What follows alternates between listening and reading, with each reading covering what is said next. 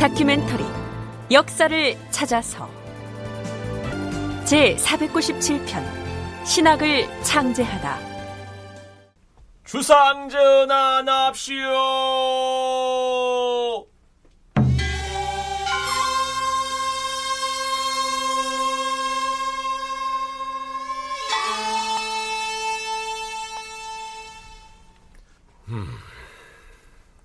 왕세자저하 헌수.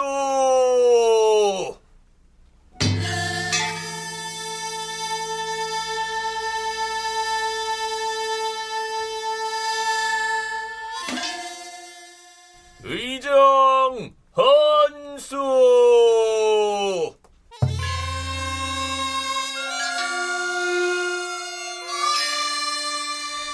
천세 천세 천천세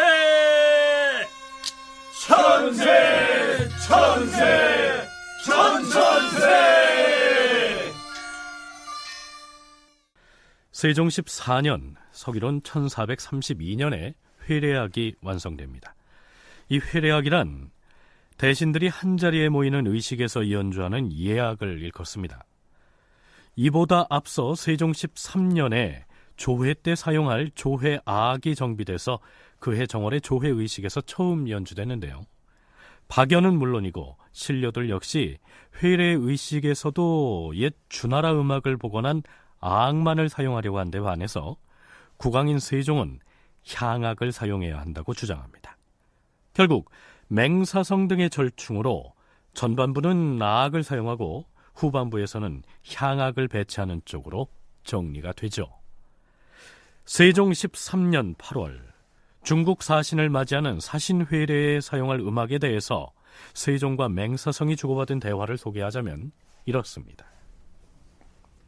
사람들이 말하기를 사신회례 때 악만을 사용하는 게 좋다고 하는데, 하면 중국의 풍류를 따르고자 하여 향악을 모두 버려야 한다는 말이오.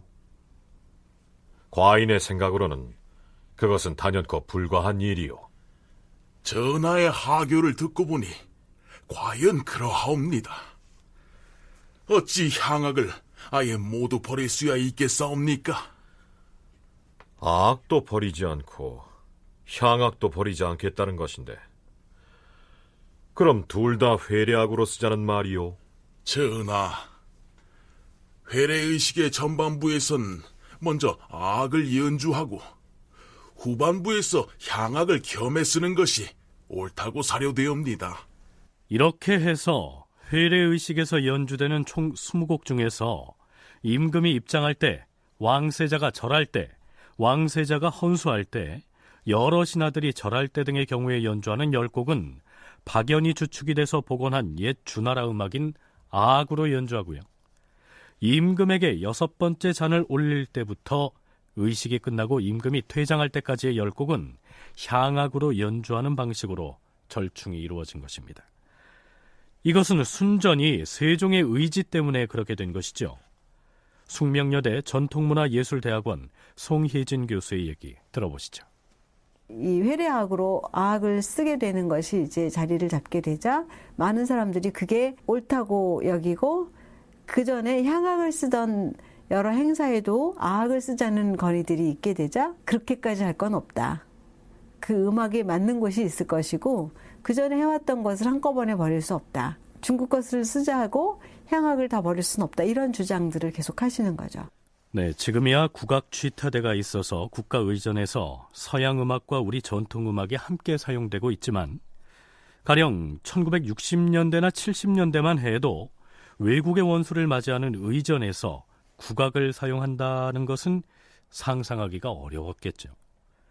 그러니까 당시의 선비들에겐 중국의 음악이 품격 있고 세련된 음악이라는 인식이 상식으로 통하고 있었는데, 그러한 분위기에서 세종이 우리의 전통음악인 향악도 함께 국가의례에 사용하자, 이렇게 주장해서 관철시켰다는 것은 그 자체로 매우 파격적인 것이라는 얘기입니다. 전 시간에 악기 편성에 관한 이야기를 하면서 당상과 당하에 각각 별도로 악대가 배치되고 그 가운데 춤추는 사람이 자리함으로써 하늘, 사람, 땅을 상징하는 천지인의 조화를 이룬다는 내용을 소개했었는데요. 그렇다면 모든 음악에 춤이 곁들여졌을까요? 성신여대 오종록 교수의 얘기입니다. 이제는 노래와 춤이 딱 연결된다는 관념이 많이 희박해졌지만은 옛날 어르신들이 그 잔치를 한다거나 하면은 노래를 연주를 하면 당연히 그 춤이 곁들여졌죠. 그게 국가의식에서도 비슷했습니다. 그래서 상례에 해당이 되는 부분을 빼고 신에게 제사 드리는 그 모든 제사에도 다 춤이 따라 곁들여져서 거행이 되었고요. 제사의식에서도 춤을 곁들이는 만큼 이 잔치의식에서는 뭐 더 말할 것도 없죠. 흉예를 제외하고는 모든 음악 연주에 춤이 곁들여졌다고 했는데요. 좀 더 정확하게 설명하자면 흉예를 제외한 모든 의례의 음악 연주에 춤을 포함할 수 있었다. 이렇게 정리해야 옳을 것 같습니다. 국가의례에서도 등급이 있어서요. 낮은 등급의 사소한 의식에서는 춤이 빠지기도 했었으니까요. 국가에서 음악을 쓰는 등급의 원칙이 있어요. 1등학부터 4등학까지 있습니다. 그래서 1등학의 경우에는 연주 인원이 몇 명이며 복식을 어떻게 갖추고 음악과 춤과 노래를 다 갖춰서 하는 겁니다.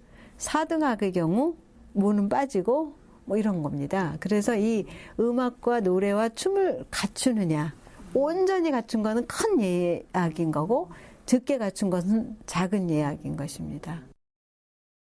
그런데 국가의 예약으로서 악만을 쓸 것이냐, 향악도 함께 쓸 것이냐를 두고 논의하는 과정에서 논란거리가 된 사안이 또 하나 있습니다. 세종이 맹사성에게 이렇게 얘기합니다.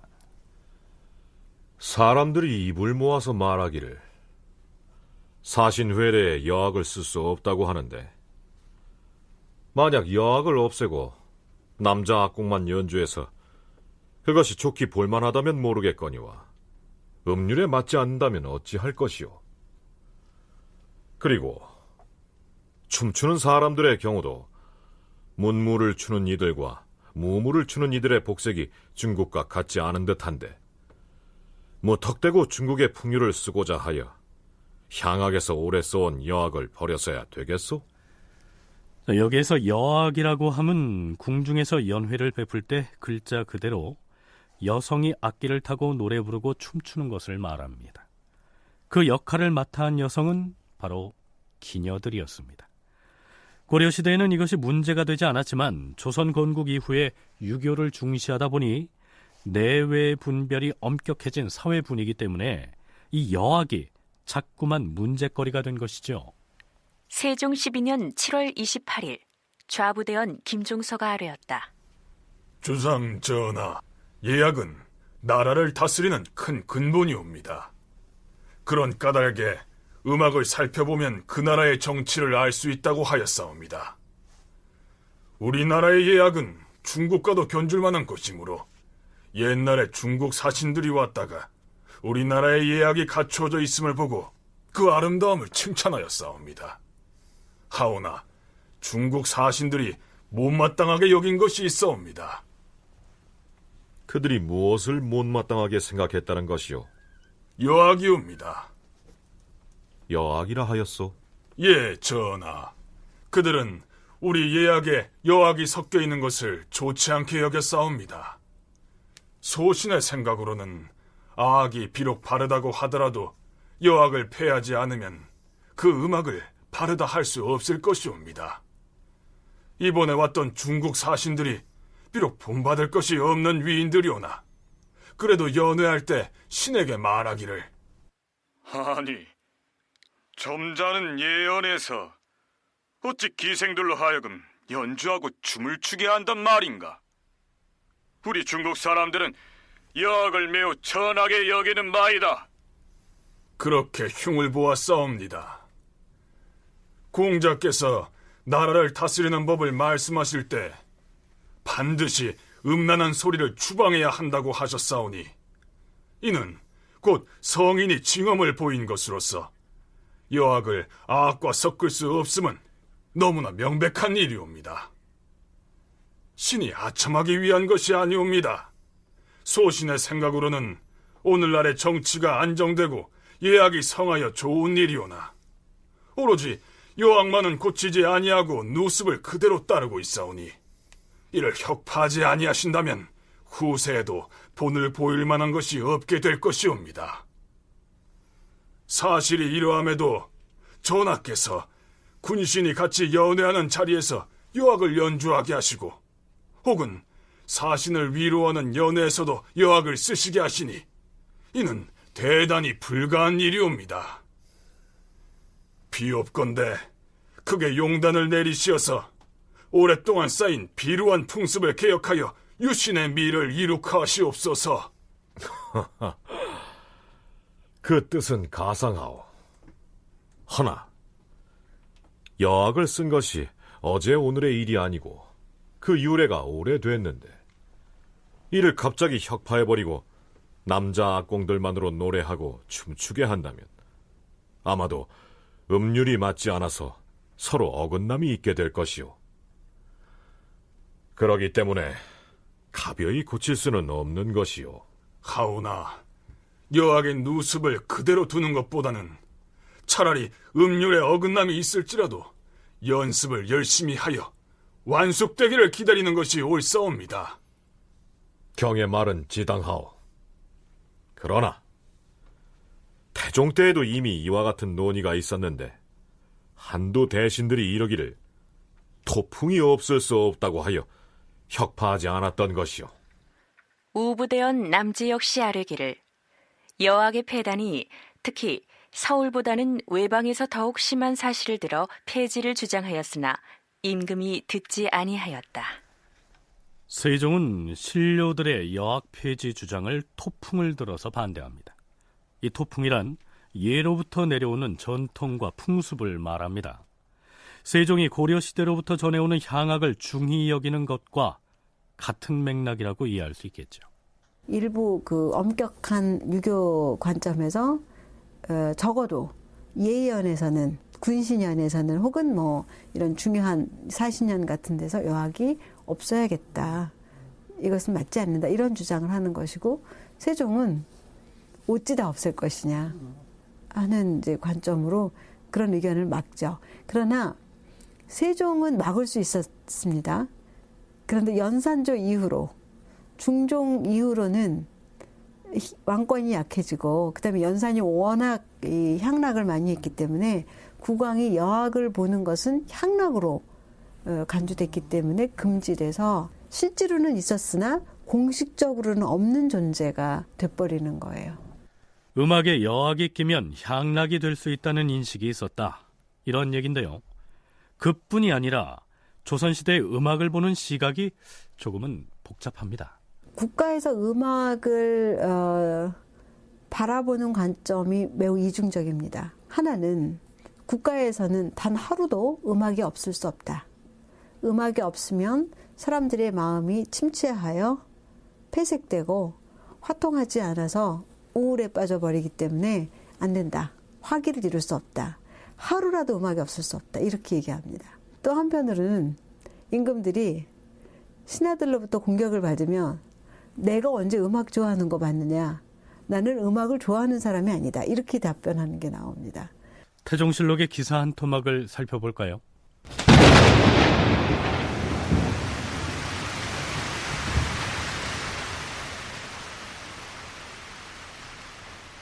금년에 하늘에서 재변이 잤더니 오늘도 사방에서 풍우가 내지니 백성들을 놀라게 하는구나.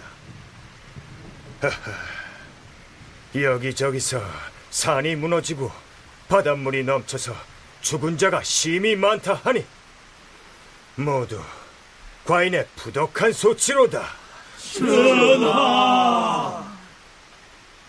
과인이 하늘을 보기 두려워서 만성을 하고자 하니 경들은 대소사를 과인에게 아뢰지 말고 의정부에서 알아서 처결하라. 만일 큰일을 스스로 결단하지 못하겠거든 세자에게 물어서 행하라. 태종이 대신들에게 이렇게 말하고는 정무에서 손을 놓아버립니다. 그러자 대신들이 태종을 말리는데요. 전하!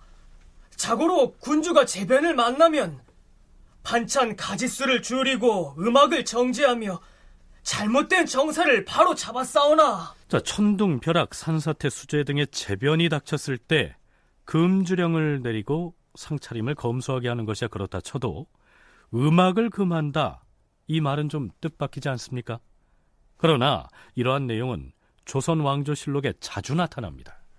성종 6년 4월 22일 임금이 승정원에 전교하기를 농사철이 바야흐로 한참인데 한 달 동안이나 비가 오지 않았으니 마땅히 두려워하고 반성하여 하늘의 꾸짖음에 답하여야 할 것이다 라고 말하고 정무를 정지하고 음악을 철폐하고 끼니와 반찬을 줄이라 명하였다. 그렇다면 세종이나 박연이 제대로 된 예약을 갖추기 위해서 노심초사했다고 할 때 그 음악은 무엇이고, 제2현상에 직면했을 때 부정탈까 봐서 피했던 그 음악은 또 무엇이었을까요? 음악이 사람의 감정을 좌우할 수 있어서 자칫하면 향락에 이를 수 있으므로 늘 견제되는 거예요. 그래서 평상시 아무 일이 없는 무상한 태평 시절에는 음악이 늘 있어요. 그런데 변고가 일어났다, 이상한 별이 왔다 갔다 한다, 가뭄이 들었다, 전염병이 돈다 하는 것은 임금의 부덕의 소치다. 임금이 왜 부덕하냐? 사치했느냐? 주색에 빠졌느냐? 그 중에 하나가 음악에 빠졌느냐여서 그런 그 향락과 일탈의 그 코드였습니다. 네, 같은 음악도 어떤 때에는 백성의 마음을 정결하게 하는 음악인데 반해서 어느 경우엔 금기시 됐다는 얘기입니다.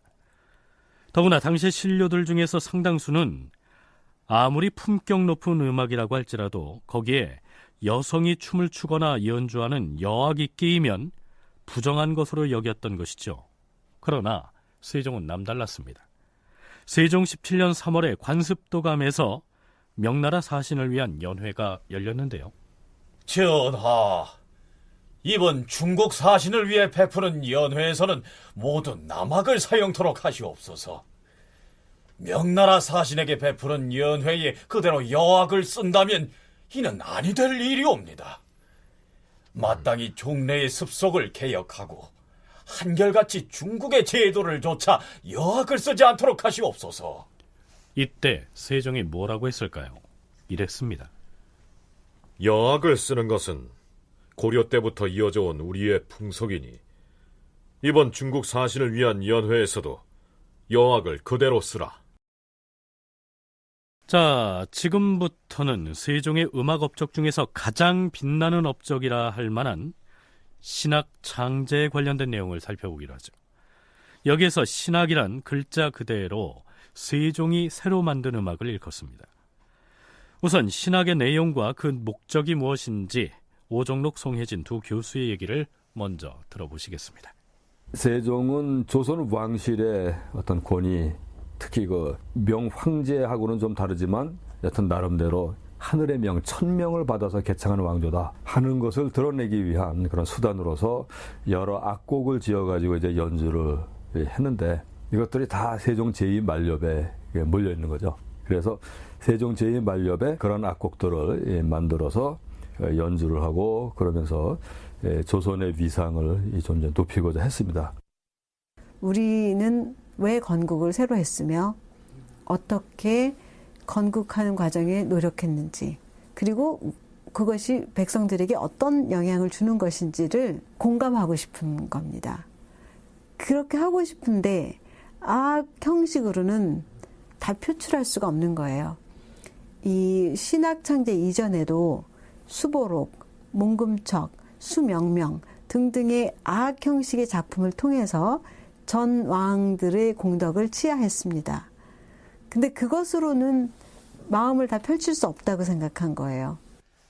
그 신학의 구체적인 내용은 나중에 알아보기로 하죠. 세종이 악을 정비해서 국가 예약을 일단 마무리한 때가 세종 12년 무렵인데요. 이후로는 아주 오랫동안 실록의 음악에 관련된 내용이 뜸하다가 세종 29년 6월에 갑자기 신학을 발표했다는 기사가 등장합니다. 참고로 이때는 훈민정음이 창제된 바로 다음해였고요. 정인지 등이 조선 왕조 개창과 관련된 영웅서사시죠. 용비어천가를 지어 올린 직후였습니다. 주상 전하께서 용비어천가를 내리신 것은 조정의 융성한 덕과 거룩한 공을 노래하고 읊게 하기 위한 뜻이오니 종묘에서만 쓸 것이 아니었고 마땅히 모든 백성에게 통용하여서稱송하고 찬양하는 뜻을 극진히 해야 할 것이옵니다. 여밀락, 치화평, 취풍형 등의 음악을 각종 연양에 모두 통용하도록 허락하시옵소서. 하오나 조참 때를 비롯하여 표문이나 전문을 배송하는 날 궁궐 밖을 나가실 때는 여밀락만을 연주하게 하시옵고, 또한 참하는 날 황궁하실 때와 조측을 맞으러 행사하실 때는 여밀락령을 연주하게 하시되 모두 황종궁을 쓰게 하시옵고, 개조당에 조참하는 날 자리에 오르실 때는 여밀락만을, 궁궐 안으로 들어오실 때는 여밀락령에다 고성궁을 쓰도록 하는 것을 제도로 정하게 하시옵소서. 그리하시오. 예조에서 올려보낸 공문에 의거해서 의정부에서 세종에게 이렇게 보고를 한 것으로 실록에 올라 있습니다. 여밀락이니 치화평이니 취풍형 등은 새로 만든 음악, 즉 신학의 악곡 이름입니다. 그렇다면 이 악곡들을 누가 어떻게 만들었을까요? 2년 뒤인 세종 31년의 기사를 보면 이러한 내용이 나옵니다. 임금은 음률을 깊이 깨닫고 계셨다. 신학의 절주는 모두 임금이 제정하였는데 막대기를 짚고 땅을 치는 것으로 음절을 삼아 하루 저녁에 제정하였다. 이렇게 돼 있습니다.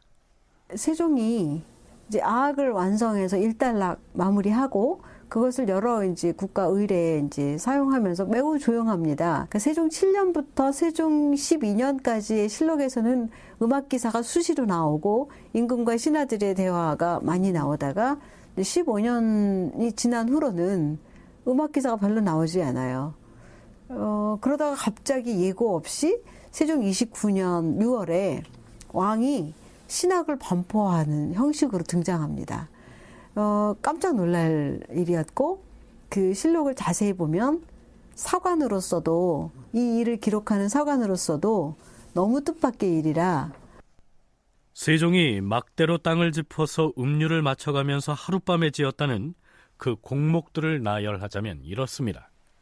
처음에 임금이 용비어천가를 관연하게 올려서 느리고 빠름을 조절하여 치화평, 취풍형, 여밀락 등의 음악을 제작하였는데 이들 모두를 악보에 기록하였다. 치화평의 악보는 5권이고 취풍형과 여밀락의 악보는 각각 2권씩이었다. 뒤에 또 문, 무 2가지의 춤곡조를 제작하였는데 무는 보태평이라 하고 무는 정대업이라 하여 악보가 각각 1권씩이고 또한 상서에 감흥된 바를 취재하여 따로 1가지 곡조를 지었는데 그 이름을 발상이라 하였고 악보 1권에 담았다. 뿐만 아니라 소각을 정하여 악보 1권에 담았는데 거기에 올라있는 노래들은 환한곡, 미미곡, 유황곡, 유천곡, 정동방곡, 정읍, 만전춘. 마지막 소각 악보에 실려있다는 곡들은 그 외에도 많아서 일일이 거론하지 못했는데요. 어찌됐든 이 많은 곡들을 세종이 하룻밤새 모두 작곡했다는 것이 사실일까요? 역사를 기록하는 사관이 그 많은 곡들을 하룻밤에 다 작곡했다고 기술한 데에는 나름의 의미가 있겠지요. 송혜진 교수는 이렇게 분석합니다. 그런데 실제 그 양은 하룻밤에 완성할 수 있는 양이 절대 아니고 하룻밤이라고 표현한 게 무슨 이유일까? 사관으로서는 예상하지 못했던 일이었기 때문인 것 같습니다. 그러니까 공개적으로 진행되지 않은 채 이 일이 추진되었음을 눈치채게 하는 말인 거죠. 그런데 이때 아마 음악 작업만 단독으로 이루어진 게 아니라 훈민정음을 창제하는 과정, 용비어천가를 반포하는 과정과 매우 긴밀하게 이루어진 것 같고 결국은 그 음악 연구와 언어 연구가 동시에 진행돼서 하나는 한글 창제로, 하나는 음악의 완성으로 반포된 게 아닌가 이렇게 추측을 할 수 있습니다. 네, 나중에 훈민정음 창제 과정을 탐색할 때 자세히 살펴보겠습니다만 신학 창제 역시 세종이 그 작업을 비밀리에 수행했을 가능성이 크다는 얘기입니다. 그렇다면 세종이 만들었다는 신학의 내용은 무엇인지 보태평, 정대업, 발상 등의 충곡조 가사를 살펴보죠.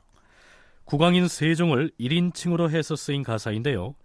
실제 연주할 때는 한문 가사로 노래를 불렀겠지만 한글로 번역된 내용으로 소개하자면 이렇습니다.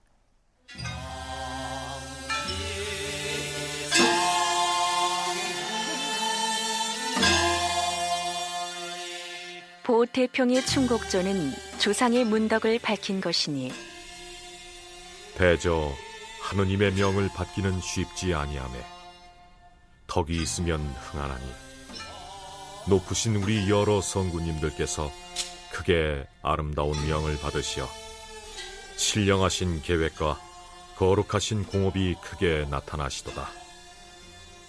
운수에 응하여서 태평을 이루시고 지극한 사랑으로 만 백성을 기르시며 우리의 뒷세대를 열어주고 도우심에 억만대 영원까지 이어가고 이어가리. 이렇듯 장한 일을 무엇으로 나타낼꼬 마땅히 노래하여 찬송을 올리리라. 자, 이런 식입니다. 조선을 실질적으로 창업했던 이성계와 그리고 세종의 아버지인 태종 이방원에 대해서는 어떻게 칭송하고 있는지 살펴보죠. 융화는 제5변 제1편의 공명인데 태조의 위엄과 덕화가 널리 퍼져서 먼 데와 가까운 데를 다 편안하게 하시니 산속의 오랑캐들과 섬 속에 사는 족속들이 모두 몰려와서 복종하였다는 내용이다. 크시도다.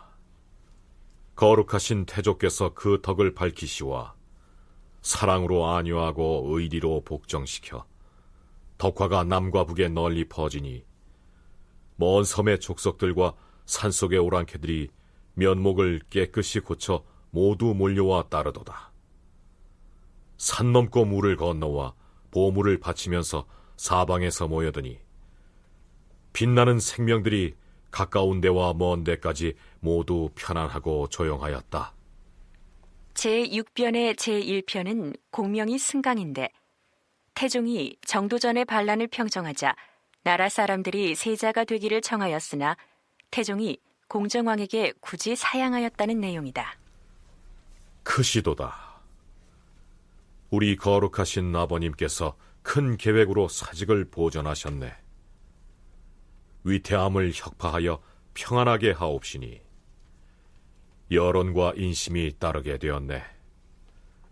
공덕과 업적이 혁혁하게 빛나시되 사양하는 마음 돈독하여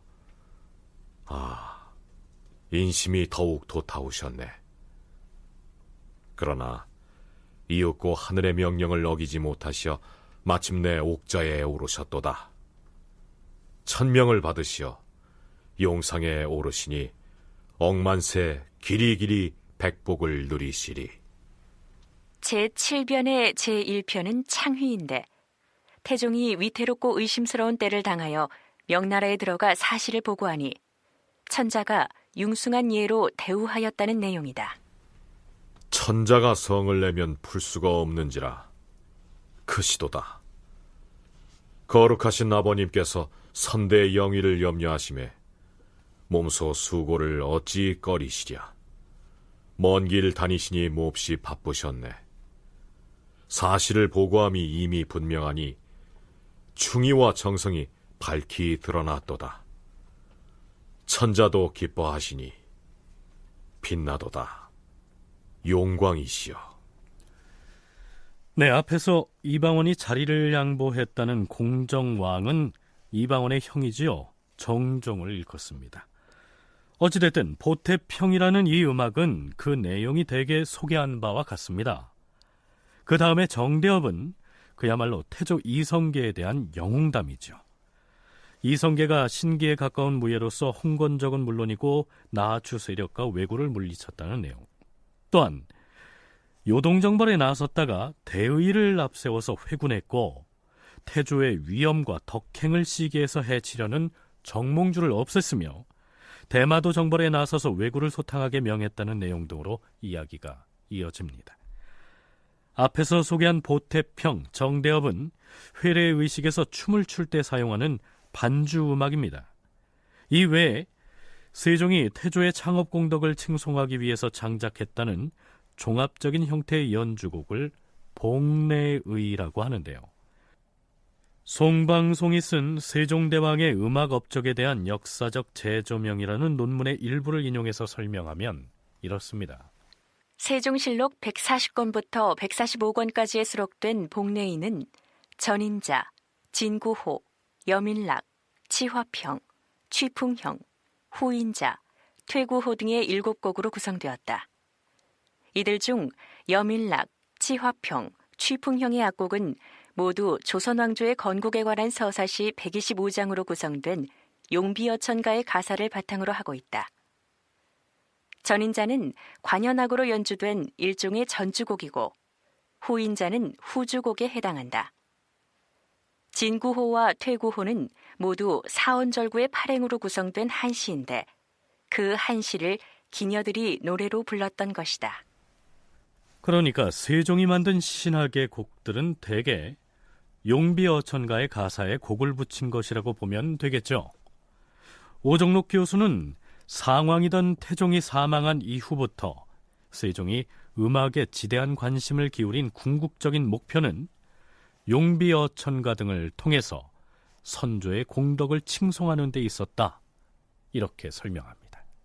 용비어천가는 세종이 태조를 중심으로 해서 선왕들의 업적을 기리면서 특히 이 태조가 신이 내린 인물이다라고 하는 그러한 측면을 여러 노래말을 짓고 또 거기에 이제 곡을 달고 해서 중요한 국가의식, 왕실의식 때마다 이제 연주하도록 하는 것입니다. 그래서 용비어천가는 한편으로는 조선 왕실이 천명을 받은 그런 존재다라고 하는 걸 부각시키는 그런 측면에서 우선 중요성이 크고, 그리고 그 사실을 중요한 의식 때마다 신하들이 다 듣고 새삼스럽게 깨우치도록 하는 그런 효과를 볼 수 있는 것이어서 그런 점에서 이 세종은 음악이라고 하는데 역시 큰 관심을 기울이게 됐다고 생각합니다. 네, 실록에는 세종이 하룻밤 사이에 막대기로 땅을 짚어가면서 곡을 만들었다고는 하지만요, 그건 사실이 아닐 것이고 정인지 등이 용비어천가라는 서사시를 만들어서 올렸을 때 그 가사를 어떤 선율과 가락에 담을 것이냐, 세종으로서는 이 점이 고민이었겠지요. 세종의 그러한 고민의 일단을 읽을 수 있는 실록 기사가 있습니다. 세종 27년 9월 세종이 승정원에 다음과 같은 교지를 내립니다. 우리나라는 멀리 동쪽 변방에 자리하고 있어서 음악이 중국과 같지 않도다. 옛적에 당나라에서 악기를 하사하였는데 그 뒤에 세대가 흐르면서 음악이 무너졌던 것이다. 고려의 공민왕 때 중국에 악사를 보내달라 주청하였으나 황제의 윤허를 받지 못하였다. 그런데 근년에 본국에서 장가비를 가려 뽑아 당나라에 입조하게 하여 이미 6, 7년이 지났기로 돌려보내달라 청하였더니 대황태후께서 조선에서 온 장가비를 이제는 돌려보낼 터이니 나라 안에 두고 마음대로 부려도 될 것이다 하시면서 본국으로 돌려보내셨다.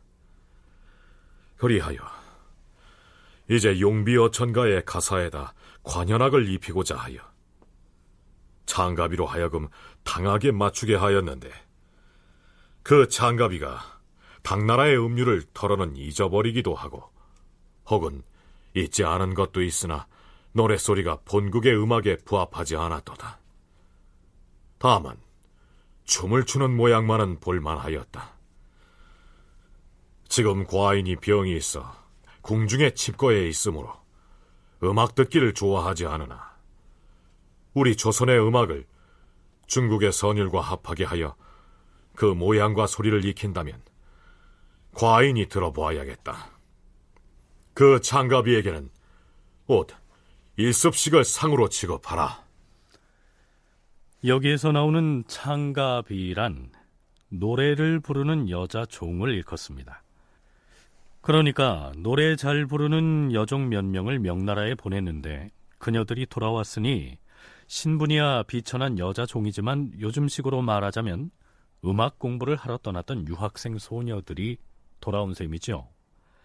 그들이 중국의 음률을 잘 알고 있을 것이기 때문에 세종은 용비어천가 등의 가사를 주면서 중국식 가락으로 불러보게 했겠죠. 그랬더니 춤은 잘 맞는데 그 여종들이 부르는 가락이 조선의 음악하고는 잘 안 맞았다. 이렇게 얘기하고 있는 것입니다. 그런가 하면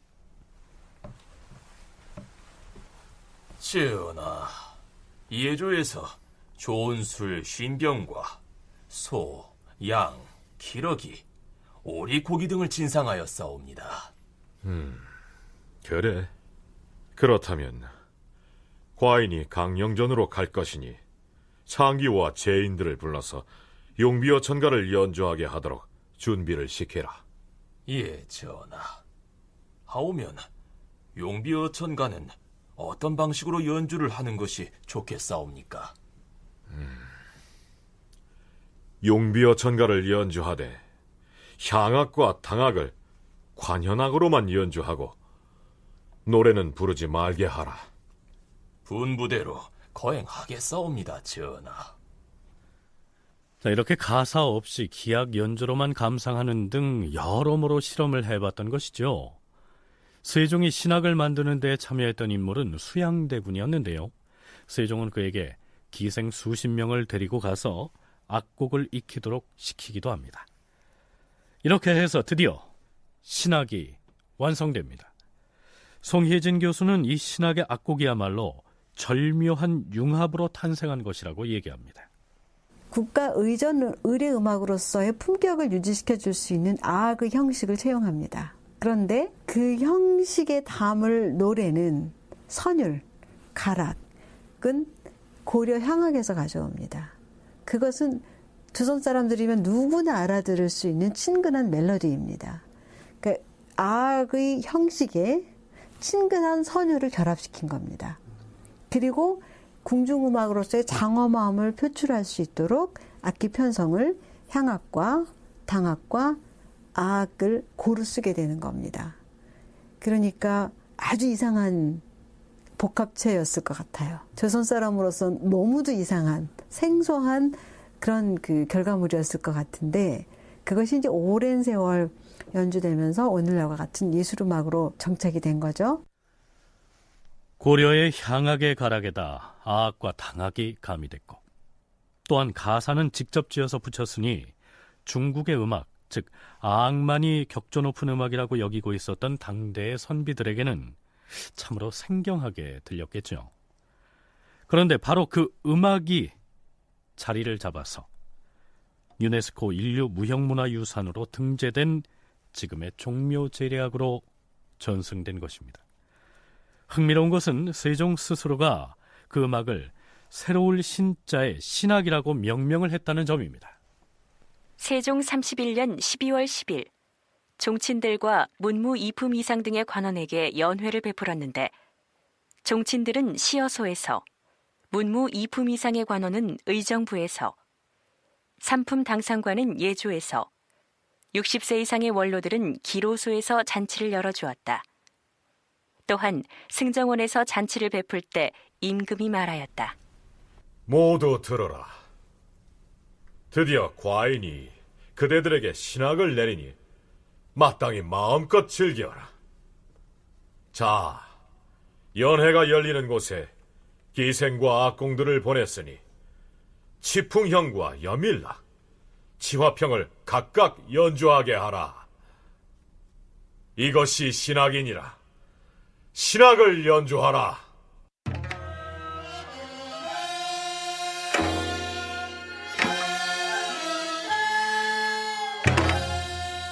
또한 임금은 조금 뒤에 수양대군과 의창군 그리고 수춘군에게 명하여 술을 권하게 하며 말하였다.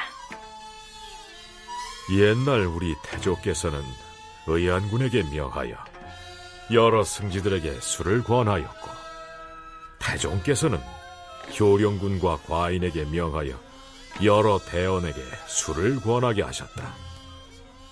오늘의 기쁜 경사를 어디다 비할 것인가? 왕자들에게 명하여 그대들에게 술을 권하게 하는 것이니 그대들은 마음껏 즐기라.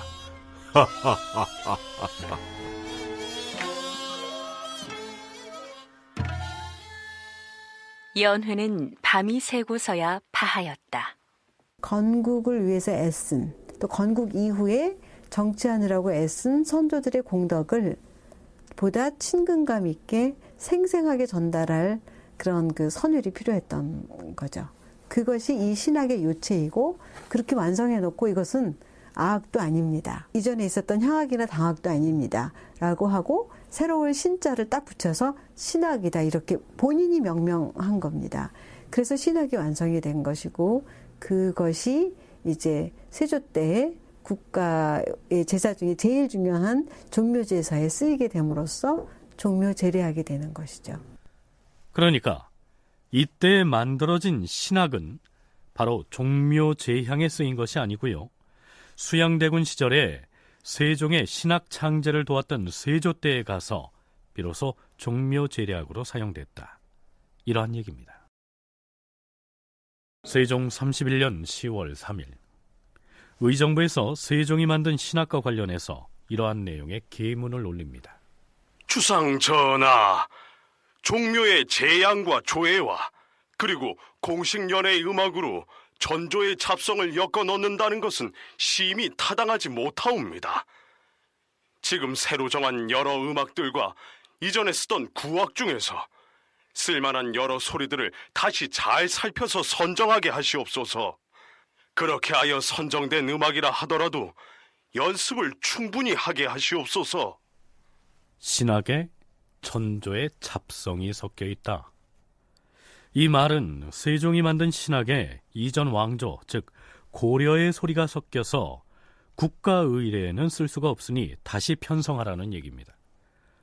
고려 왕조 때 하던 음악은 전통 음악인 향악과 당나라 시기의 음악이죠, 당악을 의미하는 것 같은데요, 오종록 교수는 대신들의 그 비판을 이렇게 해석합니다.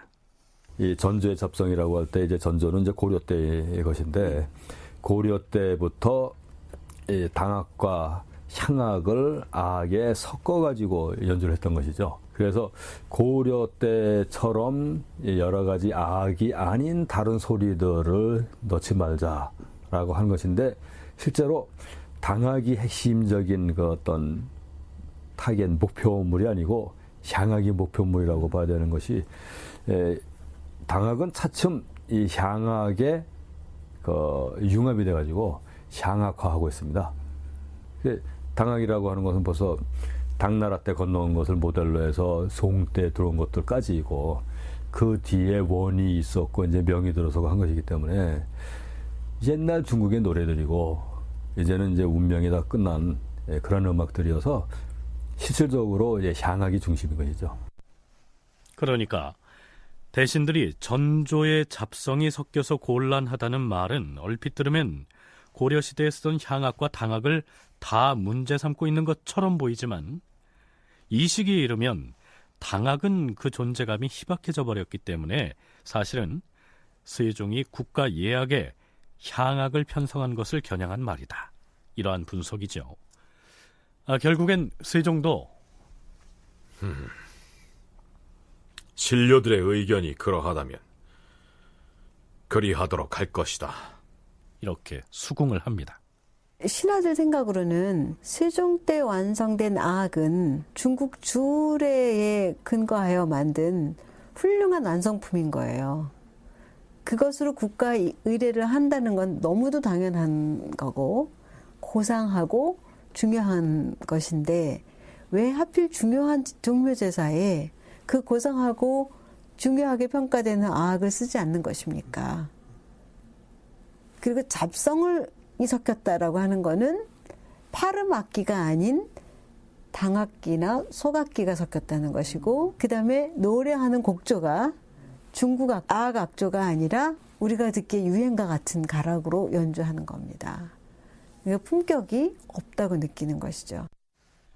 그러니까 신하들 생각으로는 박연이 율관을 제작해서 기준음을 정한 다음 편경과 편종을 만들어서 완성시킨 훌륭한 악이 있는데, 그걸 두고 왜 아악과 향악이 섞인 격조가 떨어진 음악을 종묘 제사나 국가 연향에 쓰려고 하느냐, 이런 항변인 것이죠.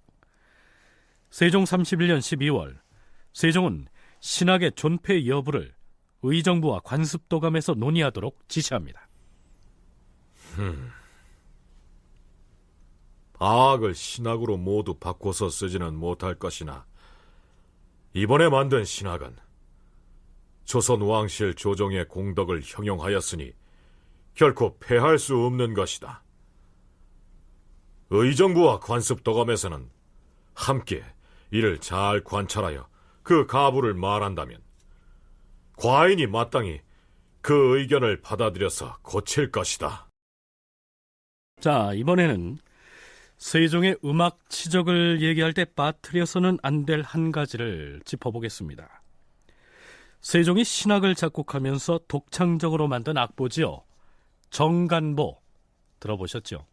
세종이 굉장히 치밀한 분이었다라고 생각하는 부분은 악보의 편찬입니다. 세종실록과 세조실록 단 두 왕조실록에만 악보가 실려 있는데요.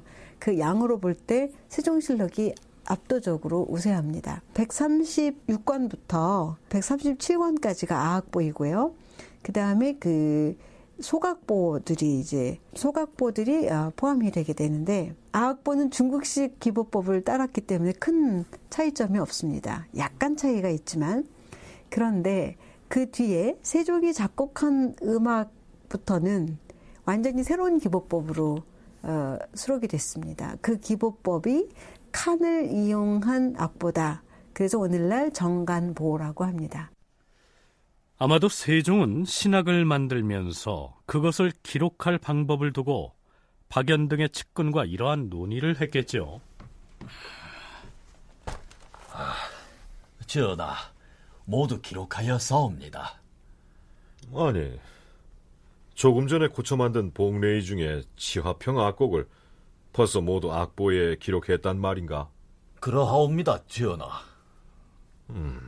어디? 이것은 중국에서 아악을 기록하는 방식하고 다름이 없지 않은가? 이 악보를 보면 음의 높이는 가늠할 수 있지만 길이를 알 수가 없는 것이 문제인데. 하오면 음의 높이와 길이를 함께 기록할 악보를 만들라, 이 말씀이 아니옵니까? 이러한 고민 끝에 세종은 바둑판처럼 줄을 그어 만든 사각형 안에다 음률을 기록한 정간보 방식의 악보를 창안하게 된 것입니다. 그동안 사용해오던 아악의 악보는 이런 식이었죠.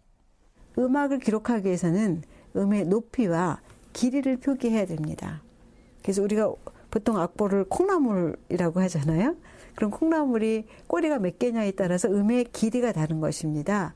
서양 음악에서 음 높이 말고 음의 길이를 표기하기 시작한 것은 생각보다 역사가 짧아요. 음의 높이만 보고 음악을 했던 것입니다. 역시 대대로 전해왔던 기보 방식은 음의 높이만을 표시하는 겁니다. 12율려의 음의 높이를 그냥 황, 대, 태, 협, 고, 중, 유 이런 문자로 표기해도 음 높이를 알 수 있습니다. 그러니까 계이름에 해당하는 12율려의 각 음을 황, 대, 태, 협, 고, 중, 유 이런 식으로 적어 놓으면 황종, 대려, 태주, 협종, 고선, 유빈 등의 음 높이는 알 수가 있는데 그 음을 얼마나 길게 혹은 얼마나 짧게 연주해야 하는지는 알 수가 없었겠죠. 그래서 세종은 우리가 원고지에 글을 쓸 때 띄어쓰기 하는 방식을 차용한 것입니다. 고려의 선율을 따서 신학을 창제했기 때문에 고려의 음은 음이 길고 짧은 것이 결합된 음악입니다. 소위 장단이 있는 음악입니다. 그래서 음정만 표기해 놓아서는 이 음을 짧게 해야 될지 길게 해야 될지를 판단할 수가 없습니다. 그래서 세종이 고민 끝에 음의 길이를 알려주려면 어떻게 해야 되느냐라고 생각을 해서 네모칸을 치고 네모칸의 음정을 적습니다. 한 칸에 한 음을 표기하고 그 음이 길면 다음 칸을 비워놓습니다. 그러면 이 음을 2칸만큼 길게 하십시오. 더 긴 음은 어떻게 합니까? 3칸을 길게 하십시오라고 하면 한 칸의 음정을 적고 다음 칸을 비워둡니다. 자, 이제 이해가 가십니까? 그러니까 12율려 중에 서양 음계의 솔에 해당하는 고선음의 높이로 연주를 하게 될 때는 고라고 적는데요. 그 글자 뒤에 한 칸을 비워두면 그 고선음을 2박자 길이로 연주하고 만일 3칸을 띄어쓰게 했다면 4박자의 길이로 연주하라. 이러한 표시가 된다는 것입니다. 서양 음계로 말하자면 그동안은 도레미파솔라시도 이렇게 개이름만 글자로 적어왔는데 정간보는 빈칸을 몇 칸을 띄어 쓰느냐에 따라 2분음표, 4분음표, 8분음표 등의 표시를 할 수 있게 됐다. 이러한 얘기죠. 그뿐만이 아닙니다. 더욱이 놀라운 것은 그 네모칸을 옆으로 쭉 펼쳐서 맨 첫 줄에는 관악기, 두 번째는 현악기, 세 번째는 박을 치는 박, 네 번째는 장구보, 다섯 번째는 가사, 이렇게 두어서 마치 오케스트라의 총보 역할을 하듯이 쭉 펼쳐서 이 악보를 놓고서 내가 언제 박을 쳐야 될지, 장구주자는 언제 합장단을 칠지, 언제 세편을 칠지를 표시를 해놨습니다. 합주를 할 수 있는 악보를 만든 거예요.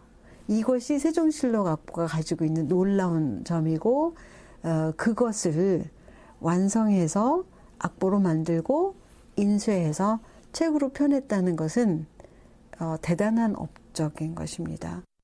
세종의 음악적 천재성은 정간보만 보더라도 입증이 되고도 남습니다.